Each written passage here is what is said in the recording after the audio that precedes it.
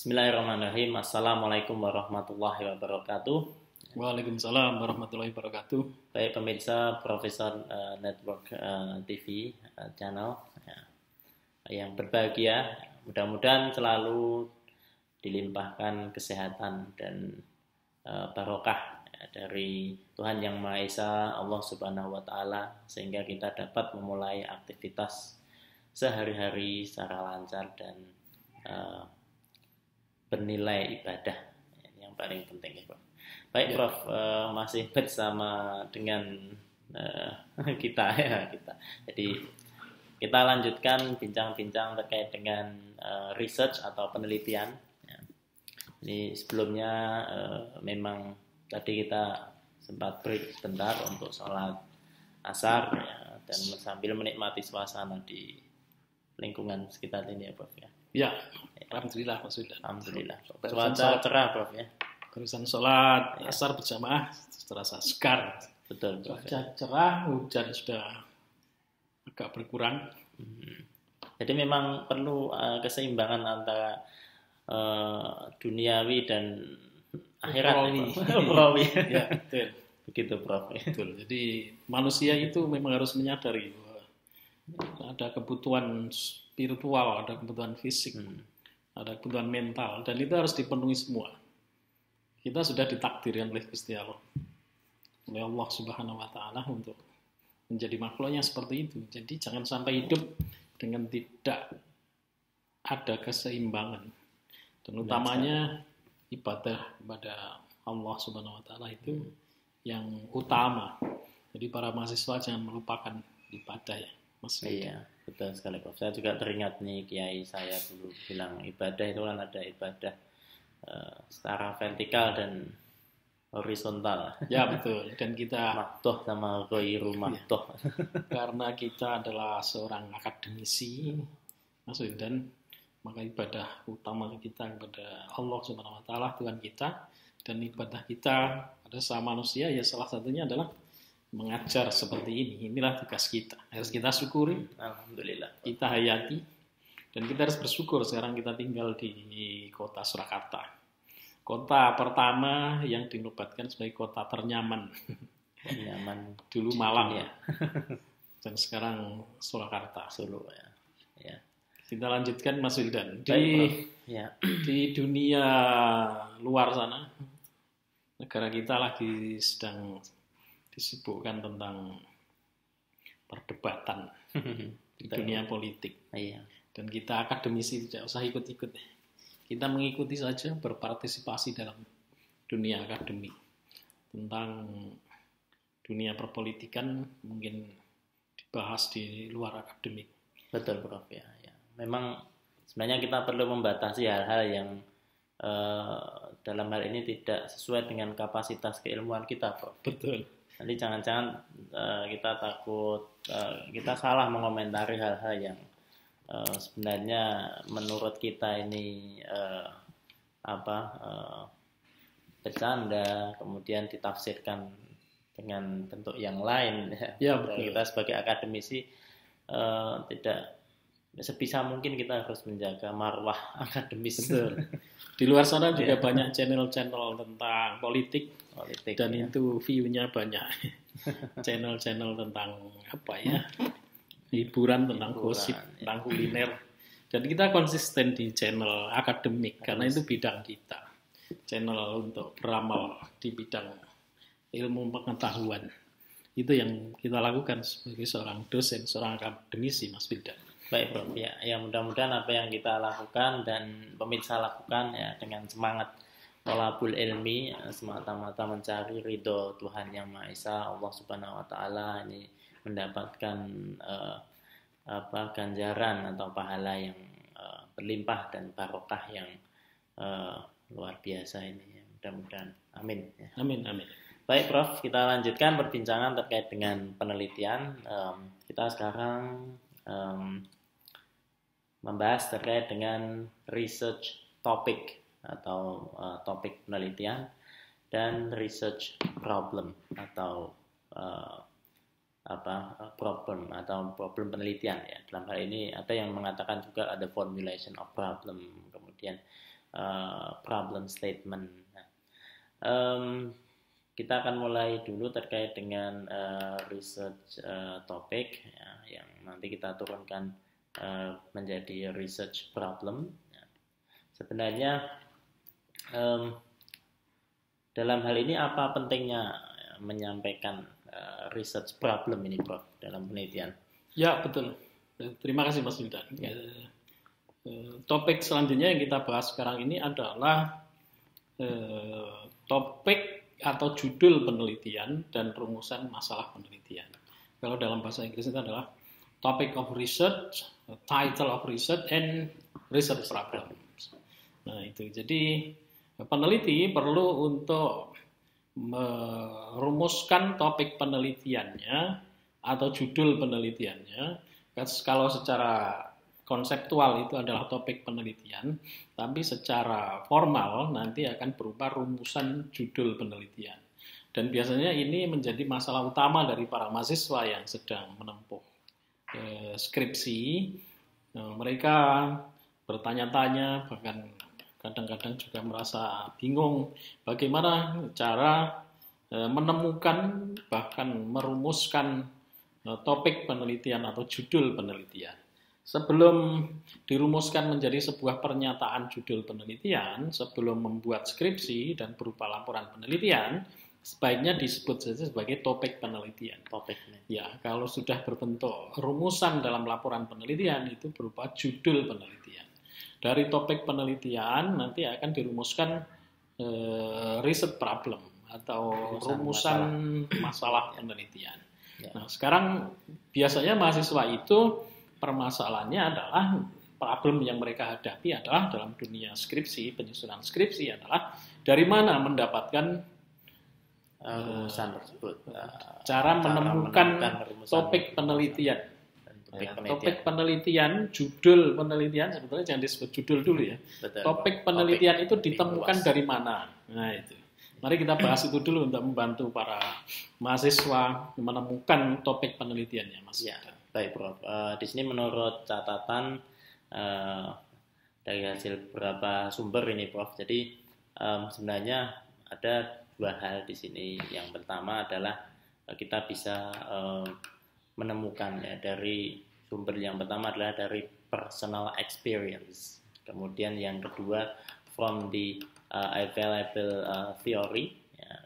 Kemudian tambahan kalau misalkan masih ada yang kurang bisa mengambil dari literature, ya, magazine, article, research report atau thesis, kemudian journals, ya seperti itu gitu. Jadi ya betul sumber-sumber yang kita ini.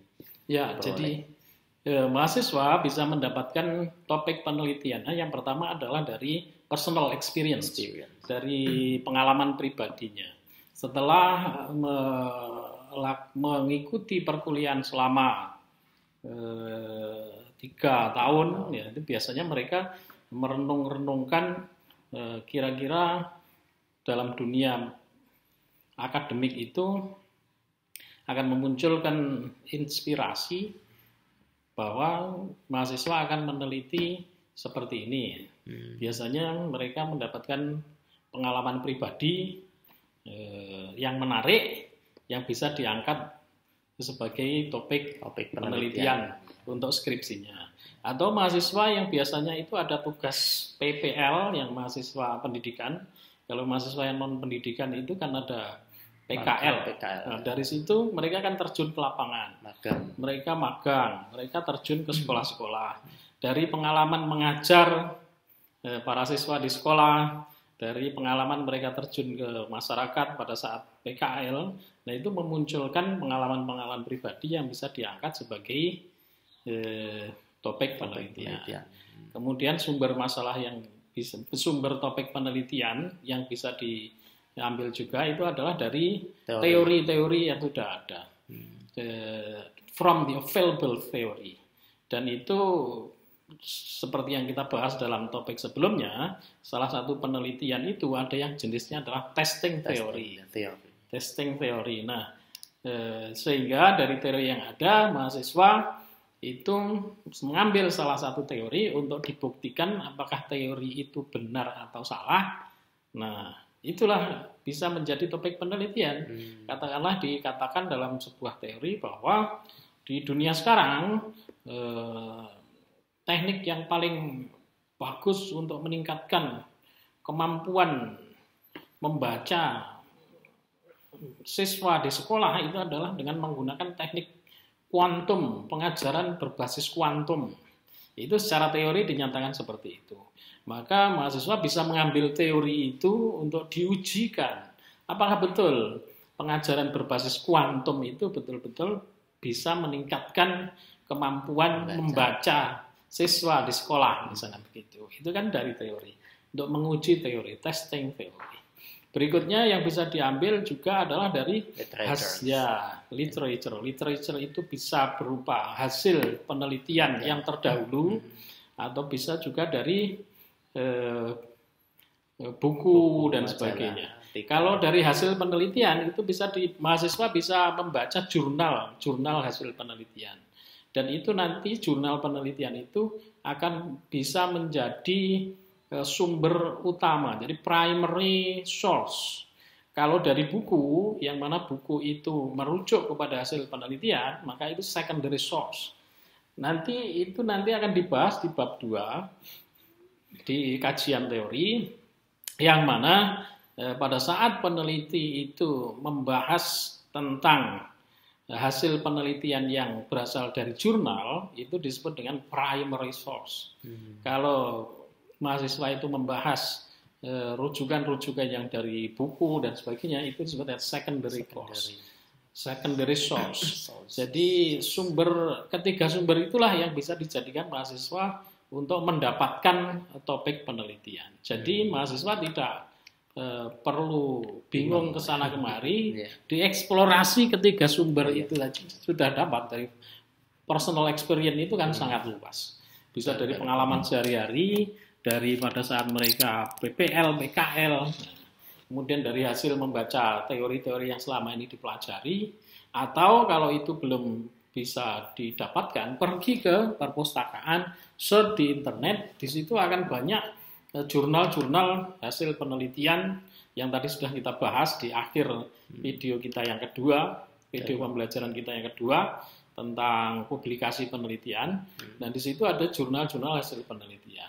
Diambil saja hasil penelitian dari seseorang yang sudah melakukan penelitian dengan temuan tertentu, nah itu bisa dijadikan inspirasi untuk merumuskan topik penelitian. Bahkan itu peneliti itu bisa melakukan replikasi. Replikasi itu bukan plagiasi. Jadi replikasi itu adalah melakukan penelitian yang hampir sama dengan peneliti yang sebelumnya dalam jurnal penelitian, tetapi dengan metode yang berbeda, tapi dengan subjek penelitian yang berbeda, teknik pengambilan data yang berbeda. Jadi banyak sekali sumber-sumber topik penelitian yang bisa diambil oleh para mahasiswa. Itu. Dan sumber topik penelitian dari jurnal itu sangat kaya dan sekarang sangat mudah sekali diakses melalui internet. Misalnya topik tentang tadi yang kita katakanlah pembelajaran kuantum. Di search saja, di situ akan banyak hasil-hasil penelitian tentang penerapan pembelajaran kuantum. Dan mahasiswa bisa menerapkan dalam topik penelitiannya pembelajaran kuantum dengan subjek yang berbeda, dengan instrumen penelitian yang berbeda, dengan lokasi penelitian yang berbeda, dan sebagainya. Itulah yang perlu dilakukan oleh mahasiswa untuk menemukan topik penelitian. Ya, gitu. Baik, Prof. Ada semacam anggapan bahwasanya menentukan topik penelitian atau rumusan masalah itu harus yang baik ya. Jadi dalam hal ini saya menyambung yang disampaikan Prof tadi. Jadi researcher should have a good research problem, atau di sini adalah good topic to study. Ya. Jadi di sini disebutkan bahwasanya a research problem should meet the requirement as follows to be considered as a good research problem. Jadi memang seperti itu, ya, Prof. Jadi anggapan good-nya itu memang ada semacam kriteria yang kita harus penuhi. Ya, betul. Jadi dalam memilih topik penelitian, karena penelitian itu adalah sesuatu yang ilmiah, maka tidak boleh sembarangan. Dari sumber-sumber topik penelitian yang sudah kita bahas tadi, akhirnya mahasiswa harus memilih topik penelitian yang betul-betul memiliki karakteristik tertentu. Salah satu yang pertama itu adalah accessible atau feasible. Itu maknanya adalah, kalau dalam bahasa Indonesia itulah kelayakan. Apakah topik yang diambil para mahasiswa dari sumber-sumber tadi itu memenuhi unsur accessible dan feasible, apakah tidak? Maksudnya adalah apakah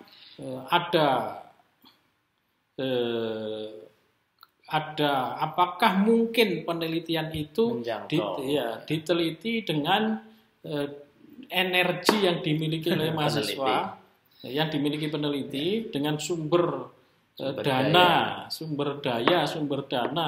sumber energi yang dimiliki oleh mahasiswa.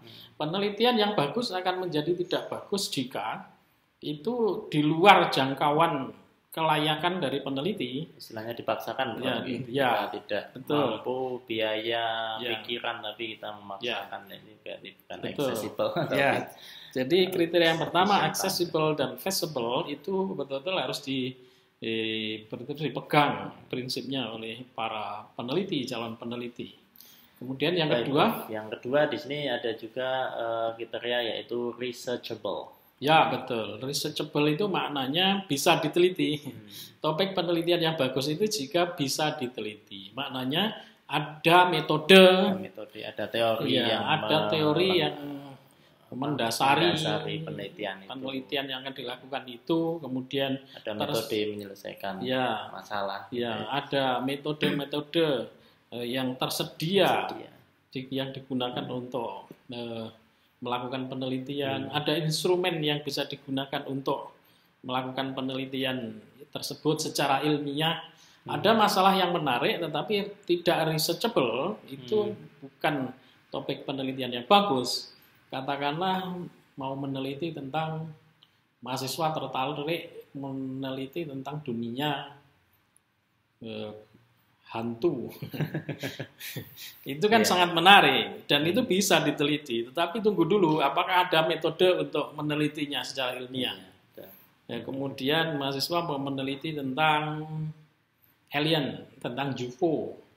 Itu ya bagus, tetapi dalam konteks penelitian yang formal, maka harus dipikirkan dulu apakah ada metode untuk menelitinya, adakah instrumen yang bisa digunakan untuk mengumpulkan datanya. Karena kita dalam penelitian itu juga dibatasi waktu, apalagi dalam penelitian konteks akademik, mahasiswa di kampus. Kalau penelitian itu berpanjang waktunya, kemudian tidak ada berhentinya, ya mahasiswa akan rugi. Waktu, rugi tenaga. Ya, betul. Penelitiannya menarik, tetapi tidak ada metode penelitiannya, tidak ada instrumen penelitian untuk mengumpulkan datanya, yaitu perlu dipertimbangkan lagi. Berarti di sini ketersediaan materi, kecukupan teori, kemudian metode itu juga harus dipertimbangkan sebagai syarat good research topic as researchable. Researchable. Jadi bisa diteliti.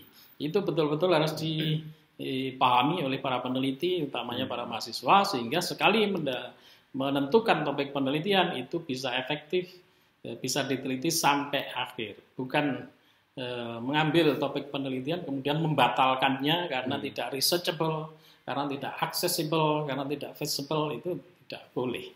Tidak disarankan intinya. Baru nanti kalau menjadi peneliti yang sesungguhnya, yang mana mungkin dananya banyak, waktunya banyak, tidak dibatasi waktu, itu boleh untuk dilakukan. Mungkin kriterianya sudah berbeda karena di sana ada idealisme. ilmu pengetahuan dan sebagainya. Betul. Kalau kita lihat memang banyak para profesor di luar negeri, misalkan di Amerika atau di Inggris itu malah jarang di kampus, Prof. Jadi kegiatannya di luar kampus meneliti, kemudian dengan maksud mengambil data sebanyak-banyaknya, kemudian akhirnya data itu dikembalikan atau data itu untuk kepentingan kampusnya. Ya, ternyata, Prof. Ya, jadi perlu dibedakan konteks penelitian akademik di kampus oleh para mahasiswa dan penelitian yang dilakukan oleh para profesional. Untuk para mahasiswa, kriteria yang itu tadi betul-betul harus diperhatikan, dipahami. Yang berikutnya, karakter berikutnya adalah gives contribution to related field. And then the result of the research can be used and advantages by the related field. Ya, betul. Jadi provide the answer of something suspected, needed, and questioned by the field. Ya, betul. Jadi kriteria yang berikutnya adalah topik penelitian yang nanti hasil penelitiannya bisa memberikan kontribusi terhadap dunia dari peneliti itu, dari bidang ilmu dari peneliti itu sendiri. Misalnya bidang ilmu komputer atau pendidikan, pengajaran bahasa. Pendidikan, pembelajaran bahasa dan sebagainya. Kalau bisa topik penelitian yang dipilih itu adalah topik penelitian yang bisa memberikan sumbangan baik secara teori maupun secara praktis terhadap dunia pengajaran, terhadap dunia teknologi informasi, terhadap dunia ekonomi. Nah, itu perlu diperhatikan. Jangan sampai mengambil topik penelitian tapi nanti tidak memberikan sumbangan sesuai disiplin keilmuan masing-masing. Sesuai disiplin keilmuan masing-masing, baik secara teoritis maupun secara praktis. Nah, itu yang perlu diperhatikan oleh para peneliti. Baik, Prof. Yang berikutnya syarat good research topic dan research problem adalah lead to new problem and further research. Ya, betul, Mas Wildan. Kriteria yang selanjutnya dari topik penelitian yang bagus adalah topik penelitian nanti akan berkelanjutan, akan memberikan kesempatan pada peneliti berikutnya untuk meneliti lebih lanjut, kaji lebih mendalam, lebih detail. Mengambil sebuah topik penelitian yang mana akan menghasilkan temuan penelitian yang memberikan inspirasi kepada peneliti berikutnya untuk meneliti lebih lanjut. Itu adalah topik penelitian yang mulia. Karena nanti hasil penelitiannya akan dilakukan penelitian secara berkelanjutan. Nanti peneliti selanjutnya akan bisa mengambil itu sebagai inspirasi untuk dilanjutkan di penelitian yang akan datang. Saling menyambung dan menyempurnakan keilmuan yang sudah diteliti sebelumnya. Betul. Ada keberlanjutan, kesinambungan, dan di sini ada saling melengkapi. Pengetahuan itu kan semakin lama kan semakin berubah, kemudian sebenarnya ada hal yang baru apa yang bisa kita masukkan di penelitian kita yang terbaru. Ya, betul. Sehingga para pembimbing skripsi, para penguji skripsi, para kaprodi itu perlu untuk menyeleksi ajuan topik-topik penelitian dari mahasiswa dari kriteria-kriteria itu. Apakah feasible-nya ada, apakah feasibility-nya ada, apakah researchable, apakah memberikan sumbangan kepada bidang ilmu yang ditekuni, kemudian apakah memunculkan inspirasi untuk penelitian yang akan datang, dan sebagainya. Dan yang tidak kalah pentingnya ini, Prof, berarti adalah suitable with the researcher's interest. Ya, ini sangat penting. Dan ini interestnya, passionnya ini tentang apa? Jadi akan lebih mudah dan lebih menjiwai. Jadi tidak kemudian terbebani dengan mempelajari teori-teori yang baru, kan daripada dia kan sudah misalkan belajar tentang teori perolehan bahasa, teori tentang linguistik. Nah, ada baiknya kemampuan seorang itu semakin spesifik, semakin detail, semakin ahli, kan berarti lebih bermanfaat gitu, Bro. Ya, betul. Seperti yang Mas Wildan katakan tadi, kriteria yang tidak kalah pentingnya, walaupun di posisi yang paling bawah, adalah on the researcher's interest. Jadi topik yang dipilih oleh para peneliti itu harusnya juga menjadi minat dari para peneliti itu. Karena penelitian itu akan berlangsung dalam waktu yang cukup panjang. Dan di situ ada banyak langkah-langkah, banyak kegiatan-kegiatan yang harus dilakukan oleh para peneliti. Kalau peneliti tidak tertarik kepada topik penelitiannya sendiri, maka peneliti akan merasa bosan. Kalau secara psikis peneliti sudah merasa bosan, maka energinya tidak lagi terfokus untuk menyelesaikan penelitian tersebut dengan sangat baik. Mempengaruhi hasil juga. Akan mempengaruhi hasil. Laporan penelitian. Betul, akan mempengaruhi semangat untuk mengumpulkan data, akan mempengaruhi semangat untuk menganalisis datanya. Karena apa? Karena peneliti tidak tertarik kepada topiknya sendiri, interestnya tidak di situ. Betul juga, Bro. Mau menghubungkan dengan existing knowledge atau previous knowledge-nya dari peneliti juga tidak memadai, tidak mencukupi. Dalam hal ini peneliti juga intinya memang bukan bidangnya, bukan ahlinya, jadi tidak ada ketertarikan. Jadi lebih baik memilih sesuai dengan researcher's interest akan sangat menguntungkan bagi peneliti, Prof. Ya, betul. Karena bidang ilmu itu ada sub-subnya. Misalnya dalam bidang pengajaran bahasa itu ada pragmatik, ada sosiolinguistik, kemudian ada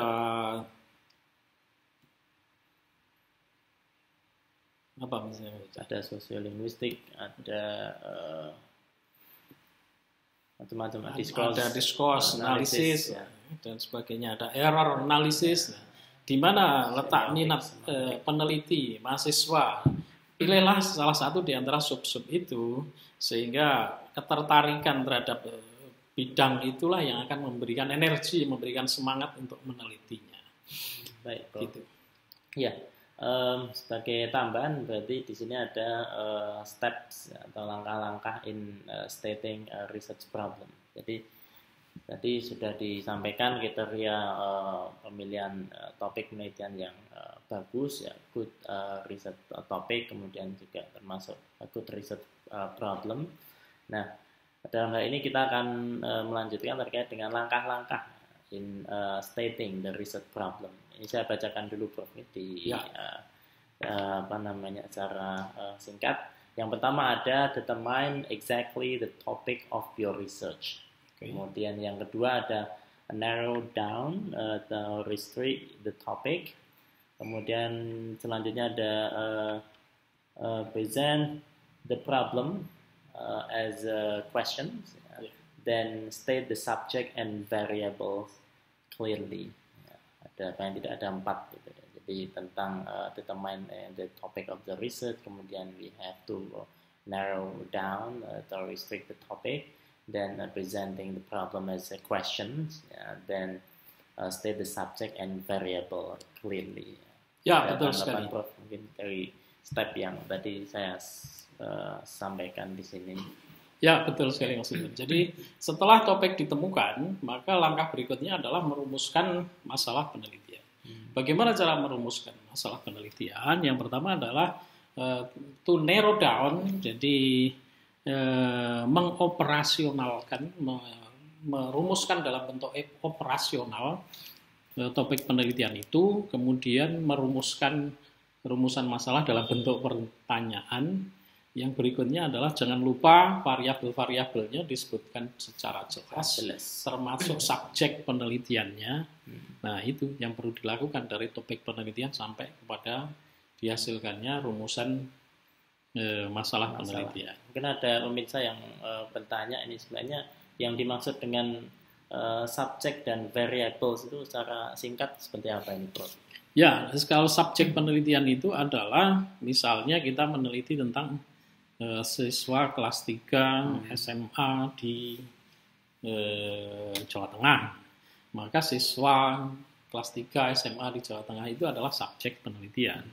Kalau variabel penelitian itu adalah apa yang menjadi fokus penelitian di situ. Nanti di video pembelajaran kita yang keberapa, kesekian kali akan kita bahas secara detail tentang variabel penelitian. baik bentuk variabel maupun posisi variabel dalam penelitian. Betul. Jadi variabel ini kan dalam hal ini bisa diartikan dari riset topik ini kan, jadi ada beberapa yang bisa ini yang can be classified into beberapa bagian itu ya, Prof. Ya, misalnya kita ambil contoh topik penelitian the effect of quantum method to increase reading achievement of the third year student of senior high school in Central Java. Maka variabelnya akan berupa quantum method, kemudian reading achievement. Nah itu. Kemudian subjeknya adalah itu tadi kelas 3 SMA di Jawa Tengah. Nah itu secara singkat. Nanti akan kita bahas lebih lanjut di video pembelajaran tentang variabel. Betul, menarik sekali nih Prof sebenarnya. Dan ini pemirsa bisa memahami secara detail ya, mudah-mudahan dengan kita memang sengaja untuk berbicara dengan ini slow santai dan perbincangan yang hangat ya, tidak sepaneng ya, tidak dibumbui dengan hal-hal yang adu argumen dan lain sebagainya ya. Dan saya dengan Prof Cito ini juga saya yang sering banyak bertanya, kemudian terkadang juga beliau menjelaskan, kita juga menambahkan, itu kita sudah biasa gitu. Jadi tidak adu argumen, adu mulut atau debat dosen yang nggak jelas. Kita menghindari perdebatan yang tidak guna, nanti saling menambahkan informasi. Sekarang kita lanjutkan ke jenis-jenis rumusan masalah penelitian, Mas Winda. Ya, baik Prof. Terkait dengan topic and research problem, di sini disebutkan bahasanya a research problem will deal with one of the following alternative. Jadi salah satunya adalah yang pertama adalah a problem to know the status or to describe a phenomenon. Then this kind of problem will lead to the descriptive study such as survey, historical and philosophical, and maybe case study. Jadi yang pertama adalah alternatif yang pertama, Prof, research problem yang terkait dengan describing the phenomenon atau to know the status.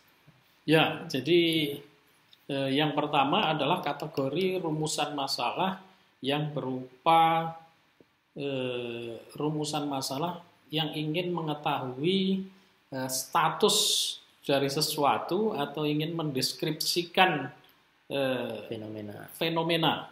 Maksudnya status, bukan status WhatsApp. Jadi perlu dipahami. Jadi rumusan masalah yang ingin mendeskripsikan sebuah fenomena gitu aja lah.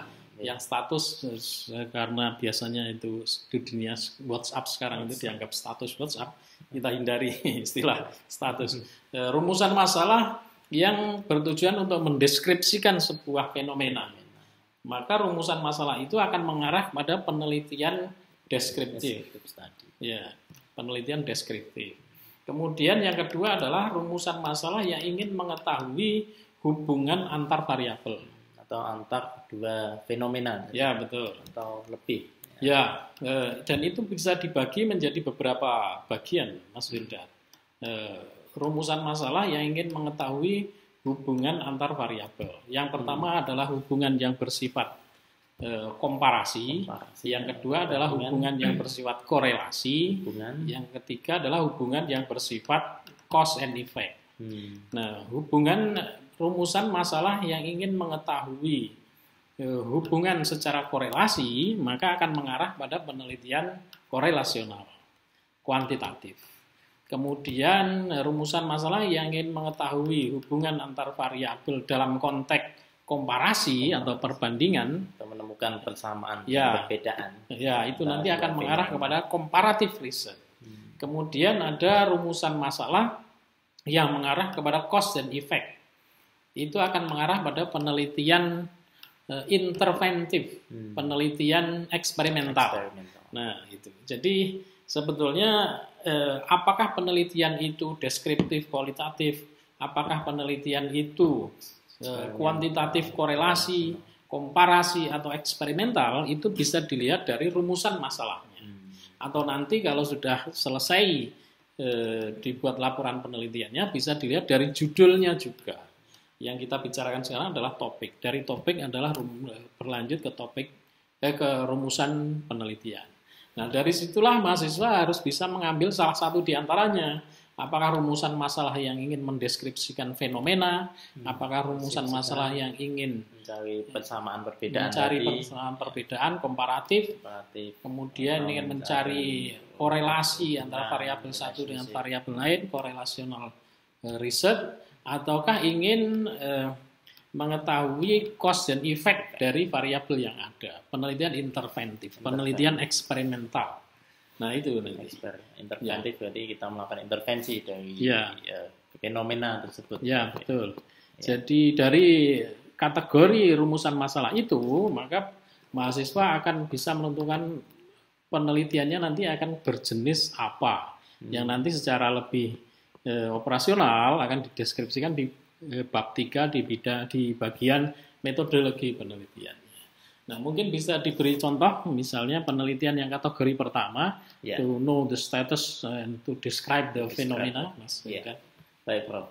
Untuk kategori yang pertama tadi yang saya sebutkan adalah terkait dengan alternatif yang pertama adalah to know the status or to describe the phenomenon atau fenomena-fenomena yang ada. Nah, di sini topiknya misalkan parents' opinion toward English for children. Ya, jadi di sini kan kita ingin mengetahui terkait opini para orang tua terhadap bahasa Inggris untuk anak-anak for children. EYL, English for Young Learner. Jadi mungkin maksudnya adalah penelitian itu ingin mengetahui sejauh mana pendapat orang tua tentang pemberian mata pelajaran bahasa Inggris di SD gitu ya maksudnya. Ya betul. Itu masuk kategori rumusan masalah yang ingin mengetahui, ingin mendeskripsikan sebuah fenomena. Itu adalah penelitian deskriptif kualitatif, variabel tunggal.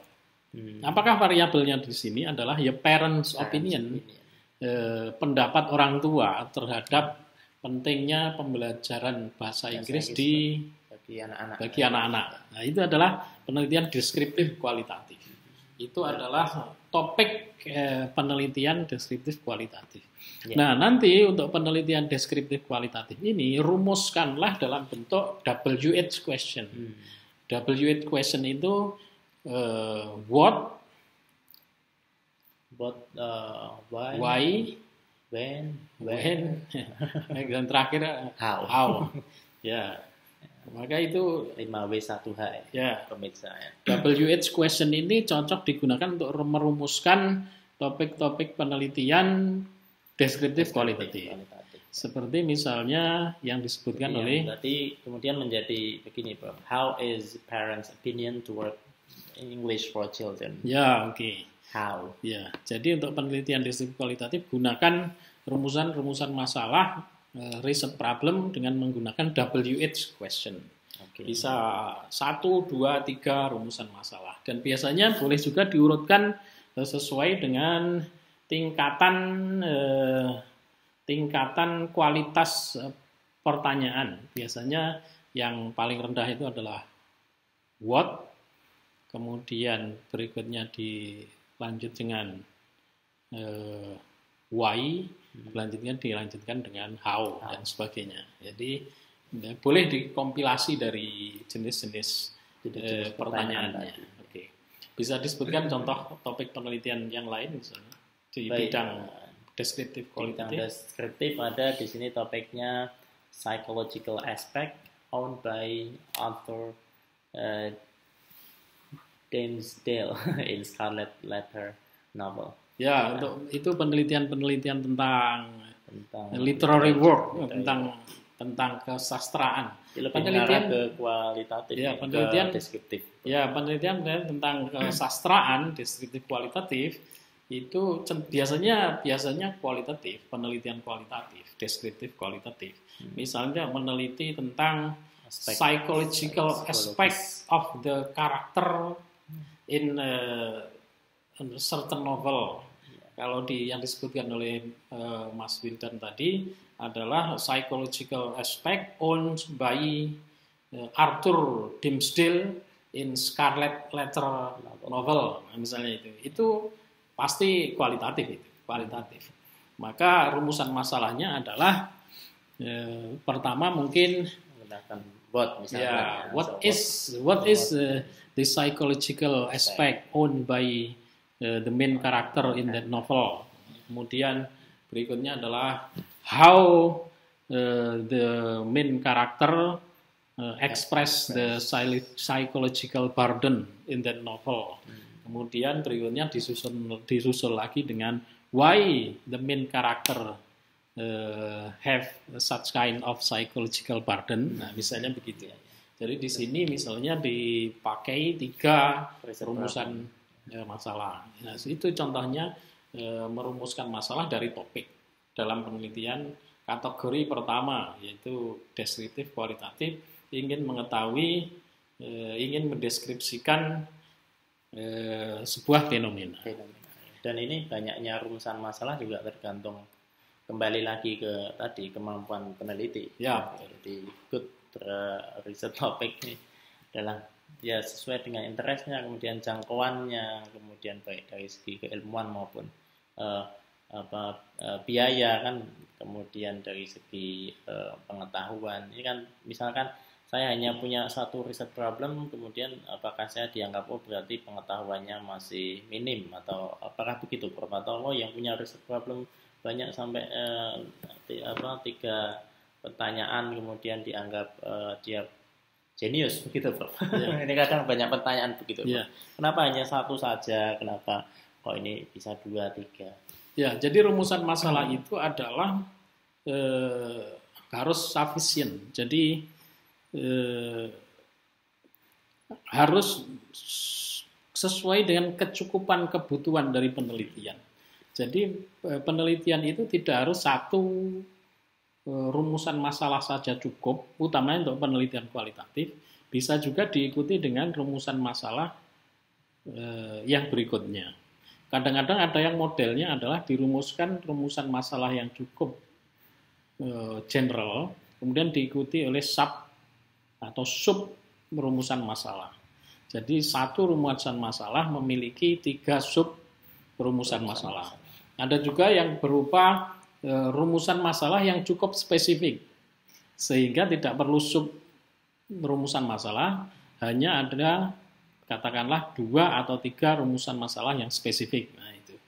Rumusan masalah itu karena nanti akan menjadi pemandu untuk mengumpulkan data, akan menjadi pemandu untuk menghasilkan temuan penelitian.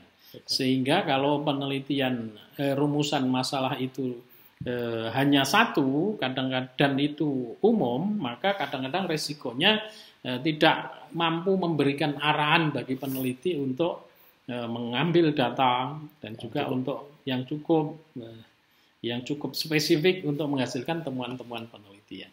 Tapi rumusan masalah juga tidak boleh terlalu banyak. Katakanlah kalau terlalu banyak maka peneliti akan kerepotan sendiri. Iya. Dan nanti akan selain akan mengesankan bahwa penelitian itu kehilangan fokus, juga akan mengesankan bahwa penelitian itu banyak sekali yang akan dikerjakan. Sehingga endingnya tidak ada kepastian di mana sebetulnya temuan yang diarahkan. Untuk penelitian-penelitian kualitatif memang bisa 1, bisa 2, bisa 3, itu sesuai dengan kebutuhan. Kalau penelitian-penelitian kuantitatif itu sesuai dengan jumlah variabelnya. Nah, itu. Mari kita lanjutkan ke jenis penelitian kuantitatif berikutnya. Misal, ya, kita lanjutkan ke jenis penelitian kuantitatif.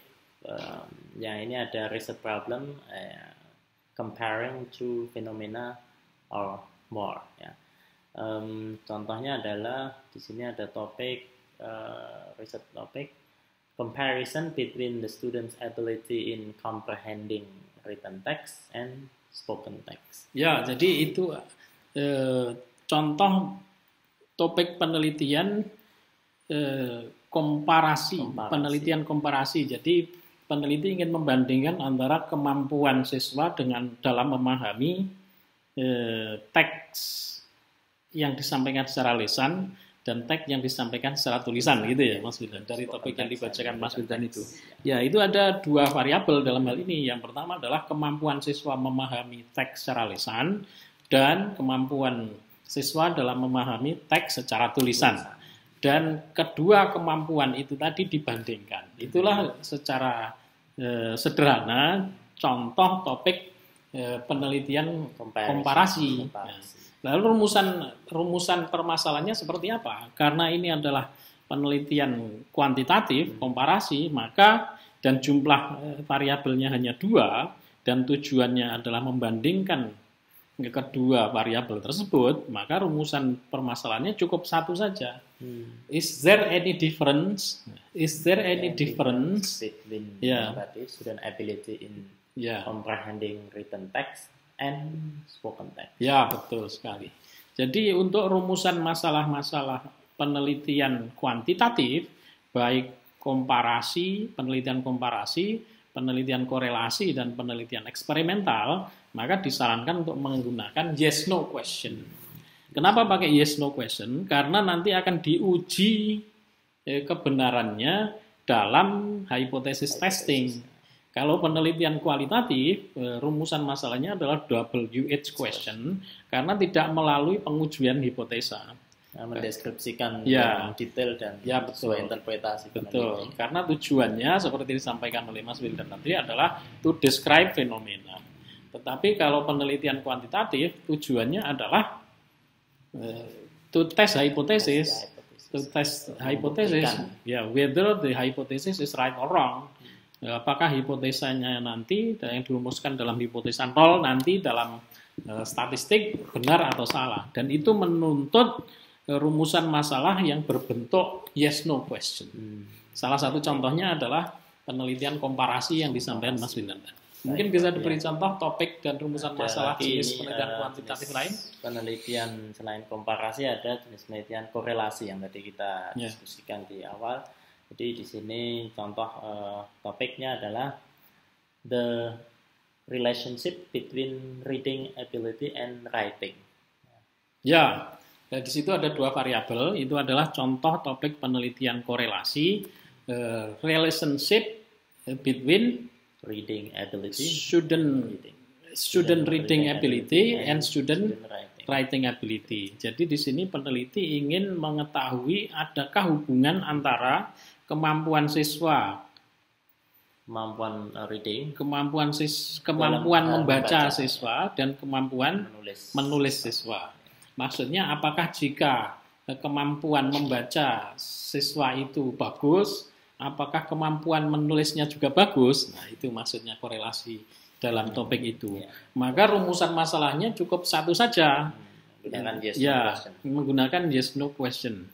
Is there any relation between student reading ability and student writing ability? Atau juga bisa dirumuskan dalam bentuk rumusan masalah alternatif seperti ini. Do the student with high reading achievement have also high achievement in writing? Nah, itu. Jadi bisa menggunakan rumusan yes no question yang tipe pertama tadi. Is there any relationship? Is there any correlation between student achievement in reading and student achievement in writing? Bisa juga dalam bentuk do the student with high achievement in reading have high achievement in writing. Nah itu. Jadi untuk mahasiswa bisa menggunakan rumusan masalah salah satu di antara itu. Baik, Prof. Ya, selanjutnya adalah terkait dengan research problem yang mana looking for the terkait dengan cause and effect atau yang kita sebut tadi eksperimental atau interventif. Nah, ini contoh topik penelitiannya adalah the effect of using quantum method to students writing ability improvement. Ya. Bisa diberikan contoh topiknya tadi sekali lagi. The effect of using quantum method to students writing ability. Ya, the effect of applying quantum method to increase students writing ability for third year student of senior high school in Jawa Tengah misalnya gitu. Nah, di situ ada dua variabel. Yang pertama adalah variabel metode quantum method, yang kedua adalah variabel achievement, yaitu reading achievement. Writing achievement. Kemudian berikutnya adalah subjek. Subjeknya adalah siswa kelas 3 SMA di Jawa Tengah. Maka itu termasuk penelitian interventif karena peneliti mengintervensi kemampuan menulis siswa dengan penerapan metode kuantum. Dan ada dua variabel. Maka rumusan masalahnya bisa seperti ini. Is there any effect of applying quantum method to increase student writing ability? Nah, bisa juga berbentuk seperti ini. Do the student given quantum method have higher achievement than the student who are not given quantum method? Nah, itu adalah contoh rumusan topik penelitian eksperimental interventif. Itu sederhananya. Dan jenis-jenis penelitian yang kita sebutkan tadi itu penelitian dasar yang kita bahas tadi. Untuk penelitian-penelitian yang lebih kompleks, misalnya melibatkan multivariabel, kita bahas dalam video pembelajaran yang selanjutnya. Misalnya multi korelasi, kemudian multi variabel dalam penelitian eksperimental yang melibatkan desain faktorial dengan melibatkan variabel-variabel yang lebih dari 2, bahkan 4, 5, 10 dan sebagainya. Nanti kita bahas dalam video pembelajaran yang selanjutnya. Baik Prof, ini sebelum kita akhiri mungkin ada pertanyaan nih Prof. Kan saya pernah mendengar salah satu pertanyaan dari sekian mahasiswa terkait dengan kombinasi antara kualitatif dan kuantitatif. Jadi misalkan kita tahu ada penelitian tindakan atau action research, itu bagaimana Prof terkait dengan model atau desain penelitian yang seperti itu? Apakah menggabungkan antara kualitatif dan kuantitatif atau bagaimana itu Prof? Nanti mohon kepada Mas Wildan selaku host untuk diagendakan untuk membahas secara khusus tentang penelitian tindakan. Dan dalam dunia pendidikan itu penelitian tindakan kelas. Karena penelitian tindakan itu tidak hanya di kelas sebetulnya, ada penelitian tindakan lapangan. Kemudian ada participatory action research juga. Nah, kalau sedikit action research tadi dihubungkan dengan topik yang kita bahas tentang topik dan rumusan masalah, maka penelitian tindakan di kelas, classroom action research itu sebetulnya adalah gabungan antara kuantitatif dan kualitatif. Ada sisi-sisi kuantitatifnya, ada sisi-sisi kualitatifnya. Sehingga dalam merumuskan masalahnya juga spesifik. Tidak seperti yang sudah kita bahas tadi. Termasuk juga dalam pengambilan data, melakukan analisis datanya, itu juga spesifik. Karena boleh mengambil data kuantitatif, boleh mengambil data kualitatif. Kemudian hipotesisnya juga tidak seperti hipotesa penelitian kuantitatif, karena hipotesanya adalah hipotesa tindakan. Kemudian di situ juga di classroom action research itu mengenal siklus 1, siklus 2, siklus 3. Jadi kalau berbicara terkait dengan topik mungkin singkatnya bisa seperti ini Prof. Misalkan improving students writing ability using quantum method. Betul. Jadi topik yang disampaikan Mas Wildan tadi selaku host sangat bagus sebagai penelitian action research, improving student writing ability using quantum method. Dan itu harus didasari pada praktek di kelas. Jadi guru misalnya selaku peneliti tindakan kelas itu tadi mengetahui bahwa terjadi ketidakoptimalan dalam pembelajaran writing maka dilakukanlah usaha untuk memperbaikinya dengan menggunakan penelitian tindakan kelas dengan melibatkan penggunaan metode kuantum. Gitu. Jadi penelitian tindakan kelas tidak hanya berupa hipotesis testing seperti penelitian eksperimental tadi, atau tidak hanya mendeskripsikan fenomena seperti dalam penelitian deskriptif kualitatif yang di atas tadi dibahas, tapi mencakup kedua-duanya. Sehingga penelitian action research, classroom action research di dunia pendidikan itu sifatnya spesifik. Dan itu bisa dikatakan juga sebagai penelitian reflektif, karena digunakan oleh guru untuk mengevaluasi pembelajarannya sampai sejauh mana bagus dan tidaknya. Dan itu dinyatakan dalam sebuah penelitian tindakan, classroom action research. Nah itu, nanti mohon diagendakan dalam video pembelajaran kita khusus membahas tentang secara lebih detail tentang classroom action research. Iya, saya kira ini menarik sekali Prof. Ini berbicara tentang penelitian. Ya. Jadi memang ketika kita belajar tentang penelitian, paling tidak kita dua hal ini yang harus kita kuasai. Jadi terkait dengan research topic, kemudian research problem yang tadi Prof. Ya. Karena muaranya nanti akan ke apa yang kemudian dilakukan oleh seorang peneliti untuk menjawab pertanyaan yang sebenarnya dia ajukan sendiri, Prof. Ya. Kemudian terkait dengan kecukupan teori, kecukupan metode, ya, ini terkait dengan juga kecukupan tentang metode pengumpulan data. Nah, ini akan menjadi pertimbangan sendiri bagi peneliti. Ya. Dan oleh karena itu ini topik ini tidak akan berhenti di sini. Nanti akan terus kita ada berlangsungan dan akan ada bagian-bagian yang berikutnya.